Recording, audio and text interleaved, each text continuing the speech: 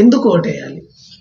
టీడీపీకి ఓటేయాలనేది కంటే టీడీపీలో ఇస్తేనే అభివృద్ధి జరుగుతుంది. ఇంతకుముందు కూడా మనం చంద్రబాబు నాయుడు గారిని చూసినాం. ఆయనకి ఒక విజన్ అనేది ఉంది అభివృద్ధి చేయటానికి. దాని ప్రకారం చేస్తాడని ఇప్పుడు కూడా దానికి వేస్తాం. ఇంతకుముందు కూడా చేసాడు కాబట్టి టీడీపీకే మనం ఓటేయాలి.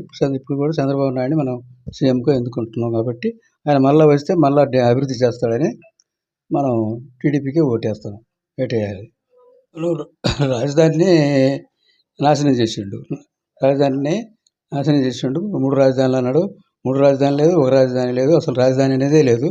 లేకుండా నాశనం చేసి అభివృద్ధి అనేది లేకుండా చేశాడు. మరి రాజధాని ప్రజల మీద కేసులు పెట్టాడు. వాళ్ళ మీద కేసులు పెట్టి వాళ్ళ కేసులని వాదించడం కోసం ఎక్కువ ఫీజు తీసుకెళ్ళే లాయర్లు పెట్టి కోర్టులో మరి వాదించాడు. అంటే ప్రజాధనాన్ని దుర్వినియోగం చేస్తున్నాడు. తప్పుడు కేసులు అయ్యి అని తప్పుడు కేసులు మనకి సెల్ఫిటీ కోసం ఈ లాయర్లతోటి వాదించి రాజధానిని ప్రజల్ని మోసం చేసి రాజధాని లేకుండా చేసాడు. వాళ్ళ మీద కేసులు పెట్టి యువతకు ఉద్యోగాలు లేవు. యువతకు ఉద్యోగాలు ఎక్కడి నుంచి వస్తాయి? మరి అభివృద్ధి చెందితే ఉద్యోగాలు వస్తాయి. పరిశ్రమలు రావాలా, మరి రాష్ట్రం అభివృద్ధి చెందాలా, చేస్తే యువతకు ఉద్యోగాలు వస్తాయి. యువతకు ఉద్యోగాలు లేవు. వాళ్ళు ఉద్యోగాలు లేక తప్పుదోవలు పడుతున్నారు. తప్పుదోవలు పెట్టి గంజాయి ఇలాంటి కొన్ని మత్తు పానీయాలకు అలవాటు పడి తప్పుడు మార్గాలు ఎన్నుకుంటున్నారు. కాబట్టి మనకి యువతకు ఉద్యోగం రావాలన్నా చంద్రబాబు నాయుడు గారు రావాల్సింది. మన దగ్గర మనకు బ్రహ్మారెడ్డిని క్యాండిడేట్గా పెట్టారు. బ్రహ్మారెడ్డిని ఎన్నుకోవాలంటే ఇప్పుడు 4 సార్లు రామకృష్ణారెడ్డిని మనం ఎమ్మెల్యేగా ఎన్నుకున్నాం. 4 సార్లు ఏదైనా అభివృద్ధి కార్యక్రమం అనేది జరగల ఇంతవరకు. పోయినసారి పైగా నేను రగపుడిసెల వస్తే తీసుకొచ్చి దాన్ని నిర్మించిన తర్వాతనే మళ్ళీ ఓటు అడుగుతాను అన్నాడు. అసలు దాని ఆనవాళ్ళు కూడా లేకుండా చేసాడు. ఇవాళ మళ్ళీ వచ్చి నాకు ఓటు వేయాలంటున్నాడు. అటు అతను కదా మనం ఎందుకు ఓటు వేయాలా? బ్రహ్మారెడ్డి వస్తే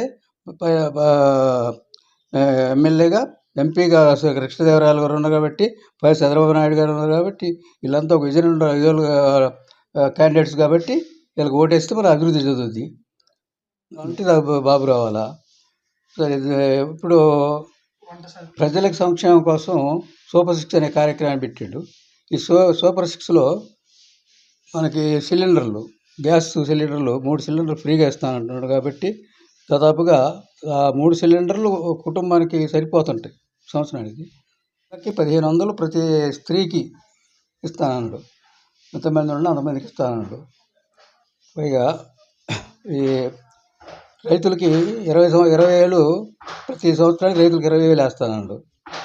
పోతే పిల్లలు ఎంతమంది పిల్లలు ఉంటే అంతమందికి అమ్మఒడి అనేది 15,000 చొప్పున వేస్తానంటున్నాడు. ఈ ఫ్రీ బస్ సౌకర్యం ఎక్కడ తిరిగినా కూడా రాష్ట్రంలో మనకి ఫ్రీ బస్ సౌకర్యం ఉంటుంది.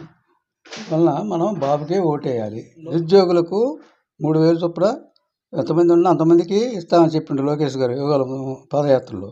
ఇప్పుడు అది కంటిన్యూ చేస్తుండ్రు చంద్రబాబు నాయుడు గారు కూడా చేసిండు. పూర్తిగా డల్ చేసిండు. ఎట్లంటే రైతుకి ఇంతకుముందు అనేక సంక్షేమ కార్యక్రమాలు ఉండేవి.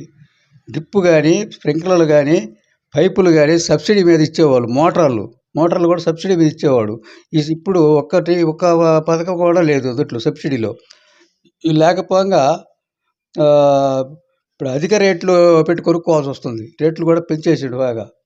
రైతు అనేవాడికి చాలా మరి యావరేజ్ రైతు చాలా ఇబ్బంది పడుతున్నాడు ఈ జగన్ వచ్చిన తర్వాత. ఎందుకంటే రైతు ఇన్పుట్ సబ్సిడీ ఇచ్చేవాళ్ళు, అది కూడా లేదు ఇప్పుడు. అది ఇవ్వలేదు, ఒక సంవత్సరం కూడా ఇవ్వాల. అందువల్ల రైతు ఈ కష్ట నష్టాలన్నీ ఏర్చుకోలేక చాలా అప్పుల పాలైపోతున్నాడు. రైతే రాజు అనేది ఒక నానుడు ఉంది. అంటే రైతు బాగుంటే రాజ్యం కూడా బాగుంటుంది. అందువలన రైతు చాలా దెబ్బతిరిపోయాడు కాబట్టి రైతు వల్ల చంద్రబాబు నాయుడు గారు వస్తే రైతుకి మేలు జరుగుద్ది కాబట్టి అలాంటి రామరాజ్యం స్థాపించడానికి మన అవకాశం ఉంటుంది. అందువల్ల చంద్రబాబు నాయుడు గారికి మనం ఓటేయాలా. లోకల్గా బ్రహ్మారెడ్డి క్యాండిడేట్ కాబట్టి ఆయనకి మనం ఓటేయాలా. సరే, ఎంపీగా కృష్ణదేవరాయలు గారు, ఆయన యువకుడు, ఉత్సాహవంతుడు, బాగా పనిచేసేవాడు కాబట్టి అతనికి ఓటేయాలి. పైన మన చంద్రబాబు నాయుడు గారికి ఓటేయాలి. ఈ మనకి మన లెవెల్‌లో ఈ ముగ్గురు ఉన్నారు కాబట్టి మనకి ముగ్గురు వస్తే మనకి బాగా మేలు జరుగుద్ది. మద్యపాన నిషేధం చెప్పి జనాన్ని మోసం చేసి మద్యపాన నిషేధం చేయకపోగా అదే మద్యం మీద అప్పు తీసుకొచ్చి రెండోసారి ఎవడన్నా వచ్చినా మద్యాన్ని తగ్గించడానికి ప్రయత్నం చేయడానికి కూడా లేకుండా అప్పులు తీసుకొచ్చి మద్యాన్ని ఇంకా పెంచుతున్నాడు. కల్తీ మద్యం తాగి చాలామంది లివర్లు పాడైపోయి చనిపోయారు. చాలామంది చనిపోయారు. మెగా డిఎస్సీ అని చెప్పేసి మా గవర్నమెంట్ రాగానే మెగా డిఎస్సీ పెడతానని చెప్పి అసలు మెగా డిఎస్సీ ఊసి ఇంతవరకు లేదు. 5 సంవత్సరాలు గడిచినా కూడా మెగా డిఎస్సీ లేదు. అది లేకపోగా మళ్ళీ ఇప్పుడు నేను మెగా డిఎస్సీ పెడతానని ప్రజలను మోసం చేయడం కోసం ఈ నాటకాలు ఆడుతున్నాడు. లోకల్ ఎలక్షన్స్లో పోలీసులను అడ్డం పెట్టుకొని నామినేషన్లు కూడా వేయనీయకుండా క్యాండిడేట్లని వన్ సైడ్గా ఎలక్షన్ చేసుకున్నారు. దాన్ని మేమేదో ఘనత సాధించినామని వాళ్ళు చెప్పుకుంటారు. ఎలక్షన్ కోడ్లో ఉన్నదని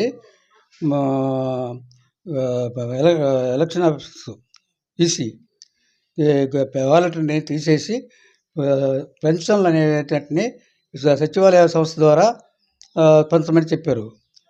ఏదైనా సరే గవర్నమెంట్ ఉద్యోగుల ద్వారా. కానీ ఇతను అలా చేయకుండా ఎండలకు ఏదో వాళ్ళందరినీ ఆఫీసు పోయి తీసుకొచ్చుకోమని చెప్పి అందరిని ఎండల్లో పంపించి వాళ్ళకి ఏదో సౌకర్యం సరిగా లేదని వాళ్ళు చనిపోతున్నారని చెప్పి ప్రతిపక్షాల మీద బురద చల్లడం కోసం చేసే నాటకం ఇదంతా. వాళ్ళు పంచదలుచుకుంటే చాలామంది ఉన్నారు గవర్నమెంట్ ఉద్యోగస్తులు పంచడానికి. పంచకుండా వీళ్ళని మోసం చేయడం కోసం, వీళ్ళ మీద నెట్టడం కోసం, ప్రతిపక్షాల మీద నెట్టడం కోసం అతను ఏ విధమైన పద్ధతిని ఎన్నుకున్నాడు. ఇప్పుడు ఫండ్స్ లేవు. ఫండ్స్ ఎందుకు లేవు అంటే పంచాయతీ ఫండ్స్ అన్నీ ఇతను తీసుకున్నాడు. పంచాయతీ అభివృద్ధి అనేది శూన్యం. ఎందుకే అంటే పంచాయతీ ఫండ్స్ లేవు. వచ్చిన ఫండ్స్ అన్నీ ఎమ్మెల్యే హ్యాండ్ ఓవర్లో గవర్నమెంట్ హ్యాండ్లో పెట్టుకొని సర్పంచ్కి ఇవ్వకుండా వాళ్ళు మొత్తం ఫండ్స్ని వాళ్ళే ఖర్చు పెట్టుకొని పంచాయతీని నిర్వీర్యం చేశారు. పంచాయతీలు అనేది చాలా అధ్వానంగా ఉన్నాయి ఎక్కడ పెట్టినా. ఇవాళ ఒక సీసీ రోడ్డు కానీ లేకపోతే గ్రావెల్ రోడ్డు అసలు ఏ రోడ్డు వేయడానికి కూడా డబ్బులు లేవు. ఇదంతా నిర్వాహకం అంతా జగన్ వల్ల జరిగింది. దీన్ని అందువల్ల జగన్కి ఓటేయటం శుద్ధ దండగా. ఇదే గత ప్రభుత్వంలో ప్రతి గ్రామంలో చిన్న చిన్న గల్లీలకు కూడా సీసీ రోడ్లు వేసి శుభ్రంగా బ్రహ్మాండంగా సైడ్ కాలువలు కట్టి బ్రహ్మాండమైన రోడ్డు నిర్మాణాలు జరిగినాయి. ఇవాళ ఒక్క చోట కూడా ఎక్కడ అటువంటి అభివృద్ధి జరగలేదు. అంటే ఈసారి ఇక్కడ బ్రహ్మారెడ్డి గారికి ఓటు వేయాలి, ఎంపీ గారికి రామకృష్ణదేవరాయకి వేయాలి, చంద్రబాబు నాయుడు గారు సీఎం కావాలి. ఇక్కడ పల్నాడులో నీటి సౌకర్యము చాలా తీవ్రంగా ఉంది. దాన్ని నిర్మించడం కోసం మనం ఇంతకుముందు వరదపుడి సెల్ అనేది ప్రపోజల్ పెట్టి దాన్ని చంద్రబాబు నాయుడు గారి టైంలో కొంత డబ్బులు కూడా గ్రాంట్ క్యాన్సిల్ చేసి కొంత పని కూడా జరిగింది. జరిగిన తర్వాత అది తర్వాత ఎలక్షన్స్ వచ్చినాయి, ఆగిపోయింది. అప్పుడు ఏం చెప్పింది ప్రభుత్వం, ఇవాళ మీరు ఇప్పుడు పొదులు చేస్తున్నారు, ఇది మీరు కంప్లీట్ చేయడానికా జనాన్ని మోసం చేయడానికా అని అడిగారు.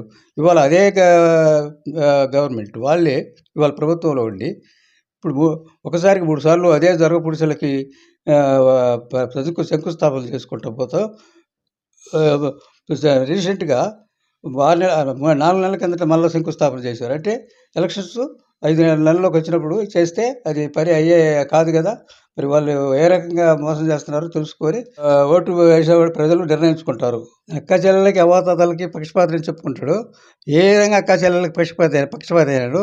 సొంత చెల్లెళ్ళు సొంత అమ్మకే న్యాయం చేయకుండా వాళ్ళనే ఇతర రాష్ట్రాలకు పరిగెత్తించినాడు. ఇవాళ నేను అక్క చెల్లెలకి ఎట్లా ఏ రకంగా అయితే నేను న్యాయం చేస్తానని చెప్తాడు. ఇది జనాన్ని మోసం చేయడానికి తప్ప వేరే మార్గం కాదు. నా ఎస్సీలు నా ఎస్టీలని నా బీసీలు నా ఎస్సీలని చెప్పుకుంటుంటాడు. అలాంటి జగను ఆ ఎస్సీలని హత్యలు చేసి డోర్ డెలివరీలు చేసిండు. బీసీలని మాచల కాన్స్టిట్యూషన్లో అనేక మంది బీసీలని హత్యలు చేసి వాళ్ళని అణగదొక్కాలని ప్రయత్నం చేస్తున్నాడు. వాళ్ళకి వర్గభేదాలు పెట్టి వాళ్ళు తగాదాలు పెట్టి వాళ్ళు చీల్చి ఒక వర్గాన్ని అసలు ఊళ్ళలో కూడా లేకుండా చేయడానికి ప్రయత్నం చేస్తున్నాడు. వర్గ రాజకీయాలు, కుల రాజకీయాలు చేయటంలో ఈ గవర్నమెంట్‌ని మించిన గవర్నమెంట్ లేదు.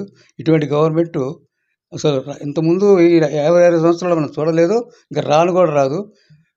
అదే ఇదే చివరి గవర్నమెంట్ ఇట్లాంటి గవర్నమెంటు. హత్యలు చేసినటువంటి అనంతబాబు, అవినాష్ రెడ్డి లాంటి వాళ్ళని ఎంటబెట్టుకొని అతను ప్రచారాలు చేస్తున్నాడు. కావున ఇట్లాంటి దుష్ట